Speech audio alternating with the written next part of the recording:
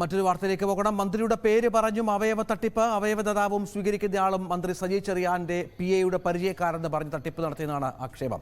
കൊച്ചിയിലെ അവയവ തട്ടിപ്പിനിരയായ യുവതിയും ഏജന്റ് ഷൈനും തമ്മിലുള്ള സംഭാഷണം ന്യൂസ് 18 കിട്ടി. യുവതിക്കെതിരെ ആശുപത്രി അധികൃതർക്ക് പരാതി നൽകിയത് മന്ത്രിയുടെ PA-ക്കൊപ്പം എത്തിയവരാണെന്ന് പറഞ്ഞ് ഏജന്റ് ഭീഷണിപ്പെടുത്തിയെന്നും യുവതി പറയുന്നു. ഇത്തരത്തിൽ ഉന്നതരുടെ പേരുപയോഗിച്ച് വ്യാപകമായി അവയവ തട്ടിപ്പ് നടക്കുന്നതായാണ് ആക്ഷേപം. മന്ത്രി ചെറിയാന്റെ കെയർ ഓഫിൽ വന്നാണ് അവള്. മന്ത്രി ചെറിയാന്റെ കെയർ ഓഫിലുള്ള പേഷ്യന്റിന്റെ ആണോ?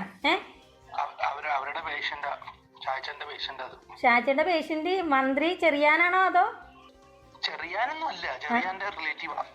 മന്ത്രി ചെറിയാൻ സജി ചെറിയാൻ അല്ലേ? സജി ചെറിയാന്റെ റിലേറ്റീവ്സ് ആണ്. അവൾ ആ അഹങ്കാരത്തോടുകൂടി എന്നോട് സംസാരിക്കണത്. എന്റെ പൊന്നിയച്ച് ഞാനൊരു കാര്യം പറയട്ടെ, ഞാൻ ഷാജിയുടെ അടുത്തൊന്ന് പണിക്കുന്ന ഇറങ്ങിയെന്ന് ഒരു വാക്ക് പറഞ്ഞാൽ അത് വാക്കാണ്. അതിനപ്പുറം എനിക്കൊന്നും പറയാനില്ല. കാരണം ഇറങ്ങിയെന്ന് പറഞ്ഞാൽ ഇറങ്ങി. ഇല്ലടാ, അപ്പൊ ഞാൻ അല്ലടാ അവള് അല്ല അതെടുത്ത് ചെയ്യാൻ വേണ്ടിട്ട് ഞാൻ വരുന്നത്. എടാ, ആ പെണ്ണുമ്പുള്ളയല്ലേ നിന്റെ അടുക്കേ വന്ന് കംപ്ലൈന്റും കംപ്ലൈന്റും പറഞ്ഞേച്ചും എനിക്കെതിരെ കംപ്ലൈന്റ് പരാതിയൊക്കെ കൊടുപ്പിക്കാനായിട്ടുള്ള ഫസ്റ്റ് കാര്യങ്ങളൊക്കെ ചെയ്തത്. അപ്പൊ അവർക്കെതിരെയല്ലേ ഞാനൊരു കേസ് കൊടുക്കേണ്ടത് ആദ്യമേ.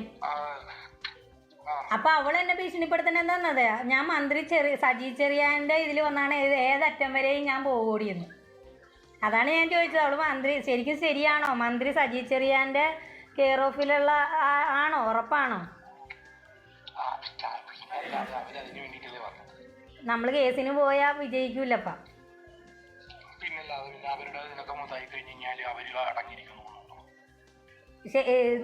ശരിക്കും റിലേഷൻ ആണോ അതോ ഇങ്ങനെ പേരിൽ എന്തെങ്കിലും ഒരു? അവരുടെ ഡോണറായിട്ടാണ് മന്ത്രി സജി ചെറിയാന്റെ ഡോണറായിട്ടാണ് ഇവര് വന്നത്. ആണോ? പേഷ്യന്റ് അല്ല, ഈ ഡോണറാണ് അവരുടെ ഇതിൽ വന്നത്. ഓ, അവരുടെ പേഷ്യന്റും ആണ്, അവര് കൊണ്ടുവന്ന ഡോണറും ആണ്. രണ്ടും അവര് കൊണ്ടുവന്നത് തന്നെയാണ് സജി ചെറിയാൻ. ആജ്ഞ രവീന്ദ്രൻ വിവരങ്ങൾ പങ്കുവെക്കും. ആജ്ഞ ഈ വെളിപ്പെടുത്തൽ ആജ്ഞ ഈ സ്ത്രീ സംസാരിക്കുന്നത്, അതായത് ഈ ഏജന്റുമായുള്ള സംസാരമാണ്.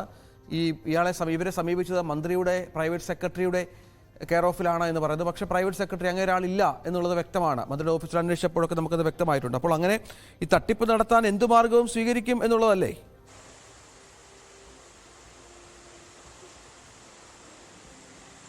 അതെ രഞ്ജിത്ത്, കാരണം തട്ടിപ്പ് നടത്തി അതിൽ പരാതി നൽകുന്ന ആളുകളെ നിലയ്ക്ക് നിർത്താൻ വേണ്ടി ഇത്തരത്തിൽ ഉന്നതരുടെ പേര് ഉപയോഗിക്കുന്ന ഒരു സാഹചര്യമാണ് നമ്മുടെ മുന്നിലേക്ക് തെളിഞ്ഞു കാണുന്നത് എന്ന് വേണം മനസ്സിലാക്കാൻ.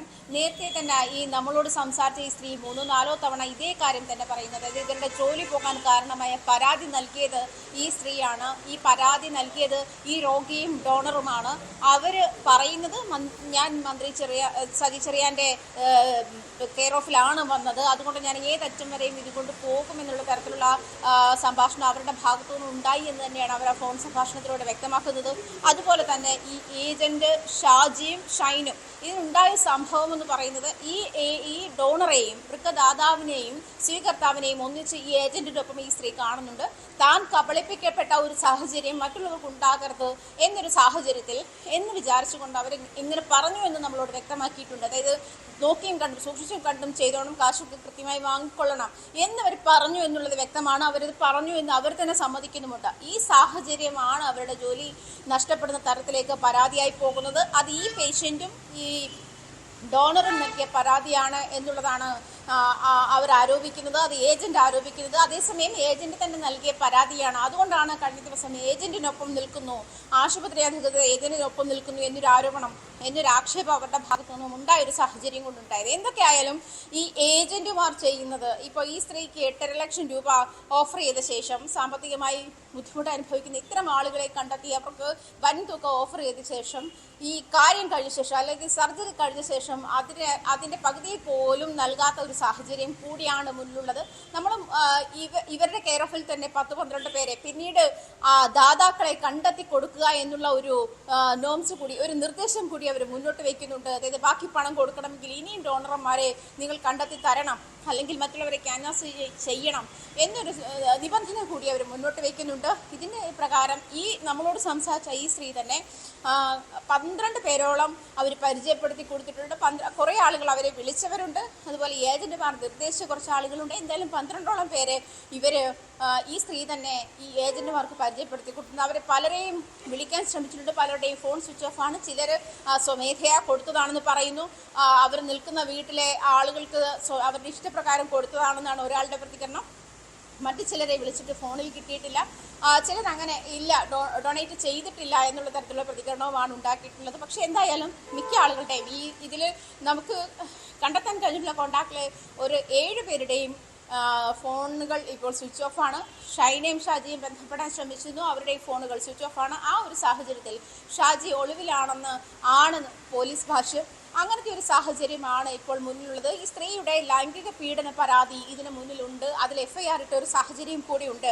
ആ കേസിലാണ് ഷാജി ഒളിവിൽ പോയത്. ഒരുപക്ഷെ ഈ അവയവ കടത്തുമായി ബന്ധപ്പെട്ടുള്ള വാർത്തകൾ പുറത്തു വരുന്ന സാഹചര്യത്തിലായിരിക്കാം ഇവരൊക്കെ മുങ്ങിയിരിക്കുക എന്നൊരു സാഹചര്യം കൂടി നമ്മുടെ മുന്നുണ്ട്. എന്തൊക്കെയായാലും ഇപ്പോൾ ഉന്നതരുടെ പേര് പറഞ്ഞിട്ട് ഈ ഇരകളെ സ്വാധീനിക്കുന്ന അല്ലെങ്കിൽ ഇരകളെ നിലയ്ക്ക് നിർത്തുന്ന ഒരു ശ്രമമാണ് ഉണ്ടായിക്കൊണ്ടിരിക്കുന്നത്. അതുകൊണ്ട് തന്നെ നമ്മുടെ അന്വേഷണത്തിൽ മന്ത്രി സജി ചെറിയാന്റെ പേഴ്സണൽ സ്റ്റാഫിലോ അതല്ലെങ്കിൽ PMമാരുടെ കൂട്ടത്തിലോ ഈ ഫിലിപ്പ് എന്ന് പറയുന്ന ഒരാളില്ല എന്ന് അവർ വ്യക്തമാക്കിയിട്ടുണ്ട്. അത് വ്യക്തവുമാണ്. ഇത് അങ്ങനെ ആ പേരിൽ ഒരാളില്ല, അല്ലെങ്കിൽ സജി ചെറിയാന്റെ മന്ത്രി സജി ചെറിയാന്റെ കെയർ ഓഫിൽ അങ്ങനെ ഒരു നോമിനി അവിടെ എത്തിയിട്ടില്ല എന്ന് വ്യക്തമാണ്.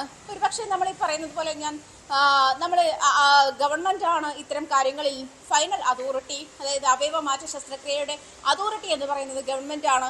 ആ ഒരു സാഹചര്യത്തിൽ ഗവൺമെൻറ് നൽകുന്ന അഫിലിയേഷൻ അനുസരിച്ചിട്ടാണ് ശസ്ത്രക്രിയകൾ നടത്താറ് എന്നാണ് കഴിഞ്ഞ ദിവസം ആശുപത്രി അധികൃതർ തന്നെ പറഞ്ഞത്. ഒരു ശസ്ത്രക്രിയ സ്പീഡപ്പ് ആക്കാൻ ഒരുപക്ഷെ ഏതെങ്കിലും ഉന്നതരെ വിളിച്ചു പറയുകയോ അങ്ങനത്തെ ഒരു സാഹചര്യങ്ങൾ നമുക്ക് ഉപയോഗപ്പെടുത്താമായിരിക്കാം. പക്ഷേ ഇതിൽ ഈ അവയവ ദാനവുമായി ബന്ധപ്പെട്ട് എൻ്റെ കെയർ ഓഫിൽ അല്ലെങ്കിൽ മറ്റു മന്ത്രിമാരുടെ കെയർ ഓഫിൽ ഒരു ഡോണർ അവിടെ വരുന്നു, അതും ഇങ്ങനെ നിയമവിരുദ്ധമായി പണം വാങ്ങിക്കൊണ്ട് ഒരു ഡോണർ അവിടെ വരുന്നു, അത് ഡൊണേറ്റ് ചെയ്യാൻ അത് സ്വീകരിക്കാൻ മറ്റൊരു പേഷ്യൻ്റ് വരുന്നു. ഇതൊരു മന്ത്രിയുടെ ശുപാർശയോട് കൂടിയാണ് എന്നൊരു ധാരണയുണ്ടാക്കുന്നതാണ് ഏജന്റുമാരുടെ. ഇതൊരു പക്ഷേ നമ്മൾ കേട്ടത് മന്ത്രി സജി ചെറിയാൻ മാത്രമല്ല, ഇങ്ങനെ പ്രമുഖരുടെ പേരൊക്കെ ഉപയോഗിച്ചിട്ടുണ്ടാകാം.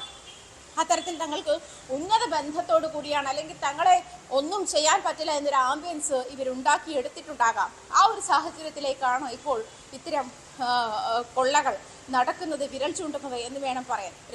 ശ്രീ മനു